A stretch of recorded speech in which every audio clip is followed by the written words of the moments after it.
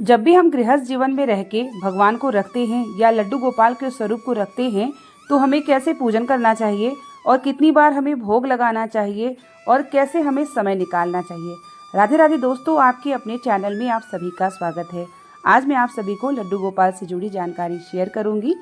लड्डू गोपाल जो बाल स्वरूप होते हैं ना, वो सबके घर में होने चाहिए और इनकी सेवा बाल स्वरूप में होनी चाहिए। अगर कभी आपसे ऐसा लगे कि भूल चूक गलती हो तो आप रात्रि में इनसे क्षमा ज़रूर मांगा करिए। हमारे बाल स्वरूप क्षमा प्रार्थना भी आपका स्वीकार ज़रूर करते हैं। स्वयं में लड्डू गोपाल की मैं सेवा कैसे करती हूँ, मैं आपको पूरा बता देती हूँ कि किस प्रकार से मैं इनकी सेवा करती हूँ।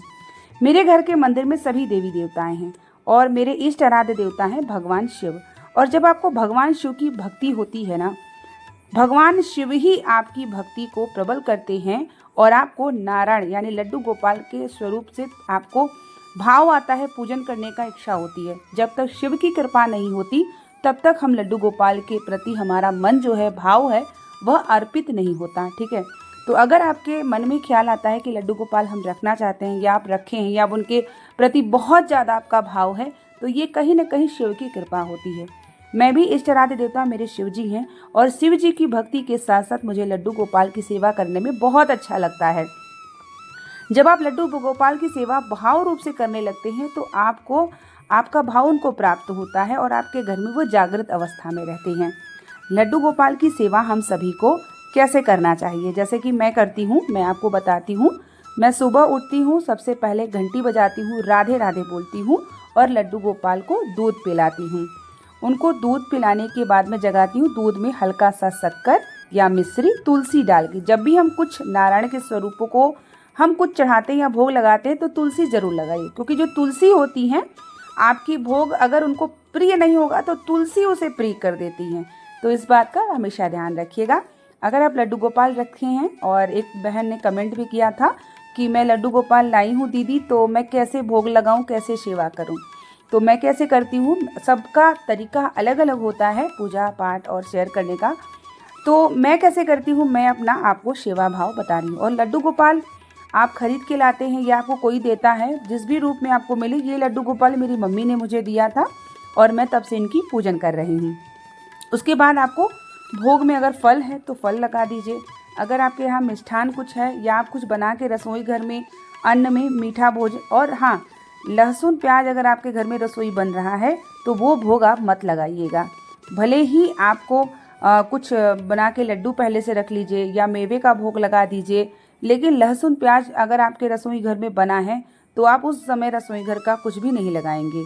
आपको अगर भोग लगाना है तो शुद्ध आप जो है आपके भाव में आता है, तो आप जैसे एकादशी के दिन, आप पूर्णिमा के दिन, आप इस सब दिनों में आप जो है पूड़ी खीर, एकादशी के दिन चावल नहीं तो आप मखाने की खीर चढ़ाइएगा भोग।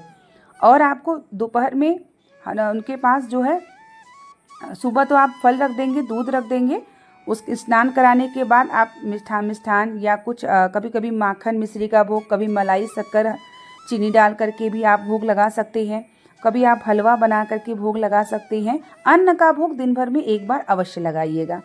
कोशिश करिए कि मीठा भोग लगाएं। और अगर आप खिलाना चाहते हैं अपने रसोई घर का भोजन लड्डू गोपाल को, तो आपके घर में सात्विक भोजन होना चाहिए, आपके घर का लहसुन प्याज ना हो। आपको खाना है तो उस समय आप भोग मत लगाइए। ऐसा मैं नहीं कह रही हूँ कि आपके घर में लहसुन प्याज, आप बनाइए, लेकिन जिस दिन आप बना रहे हैं उस दिन आप लहसुन प्याज का भोजन आपके रसोई घर में बनाएं तो मत चढ़ाइए। आप लड्डू बना के रख लीजिए पहले से, ऐसा आप कर सकते हैं।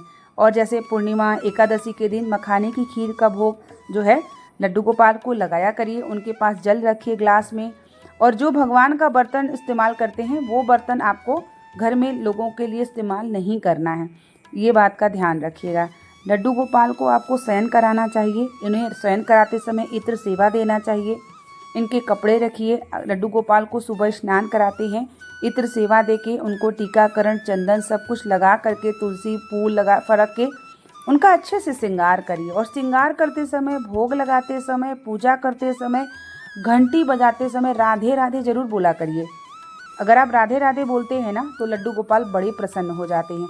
तो राधे राधे बोल करके ही आप पूजन जो है लड्डू गोपाल के राधे राधे जय श्री कृष्णा बोलते हैं तो हमारे जो लड्डू गोपाल है ना वो बड़े प्रसन्न हो जाते हैं।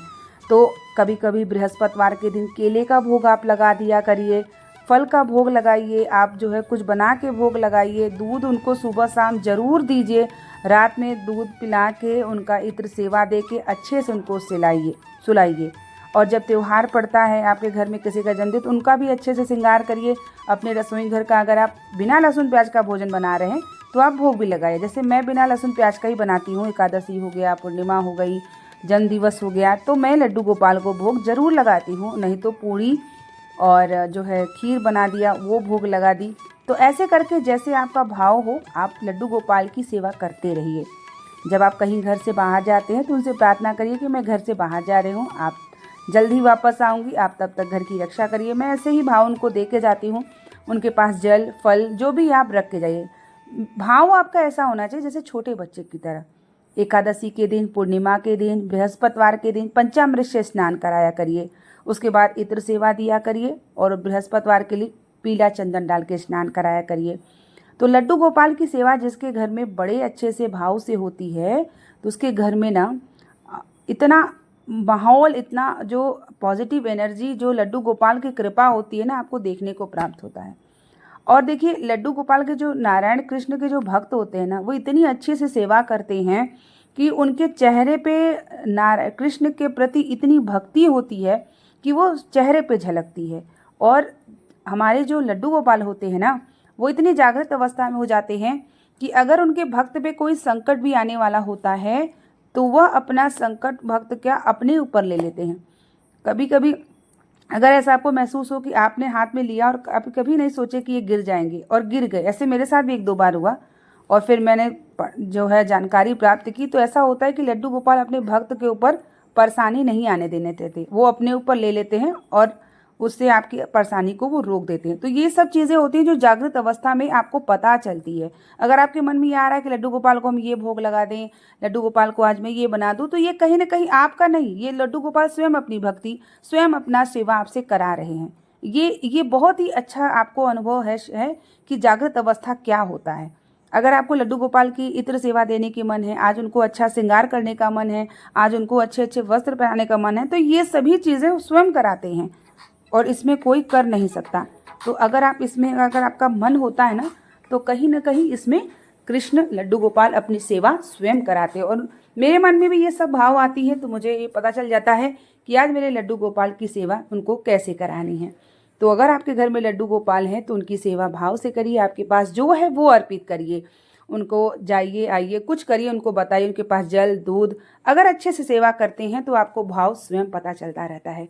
तो उम्मीद करेंगे कि ये व्लॉग आपको पसंद आया होगा। तो बने रहिए मेरे चैनल पे, बहुत सारी घर गृहस्थ से जुड़ी व्लॉग मैं आप सभी को शेयर करती रहती हूँ और अपना विचार और मैं कैसे करती हूँ वो भी आपको शेयर करती हूँ। मिलते हैं नेक्स्ट व्लॉग के साथ, तब तक के लिए राधे राधे, जय।